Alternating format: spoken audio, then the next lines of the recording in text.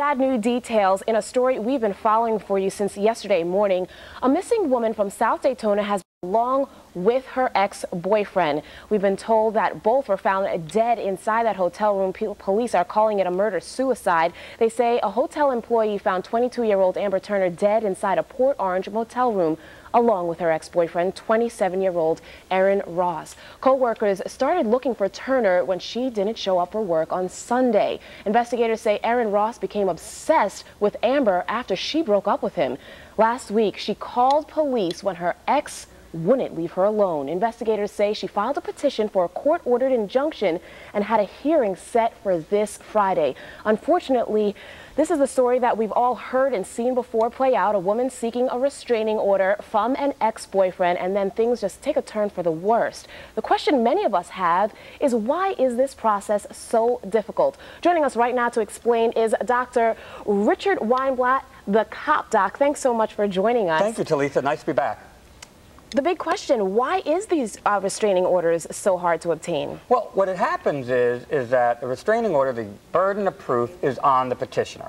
So you, the petitioner, if you're petitioning, need to be able to demonstrate what this person has done, what this man, and in some cases woman, has done to put you in fear. And it has to be very, very specific, documenting time and place, and hopefully some proof to back it up. So details. So for example, if I've got a stalker and somebody's just not letting up whatsoever, I've got to document everything: date, time, place. Absolutely, absolutely. And the important thing is to listen to your inner voice. There's a book out there called The Gift of Fear by Gavin de Becker, and it's a great book. And what it talks about is animals that were fight or flight. But human beings, I mean, how many times, Talitha, do you go up to an elevator and there's some creepy guy there that just creeps you out and you don't want to get on the elevator, but you go ahead and do because you don't want to hurt his feelings? Well, heck's sake, I forgot something in the office, and go up that hall, wait for another elevator. Listen to that inner voice. Listen to that inner voice.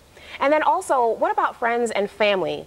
Sometimes friends and family, or even sometimes strangers, they might see something that looks kind of suspect and they're like, I don't want to get involved. That's their issue. Let them deal with it. But that could sometimes mean the matter of life and death. They need to get involved. If you care about that person, if you care about that man, if you care about that woman, get involved, because, you know, men can also have stalking issues as well, and people forget about that, and that's why the law is gender neutral. But you need to get involved, and that would hopefully stop it sooner. Because what happens is folks get emboldened.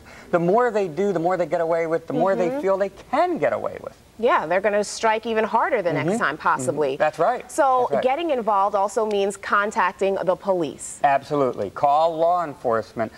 People don't want to call us. They're afraid to call us. Oh, I don't want to bother them. Well, that's what 911 is for. That's what we get paid the big government bucks for. Call 911. Let a professional law enforcement officer come out there and help the person assess the situation. There are victims advocates in the Judicial District Prosecutor's Office here in Brevard, Seminole, as well as in the other ones.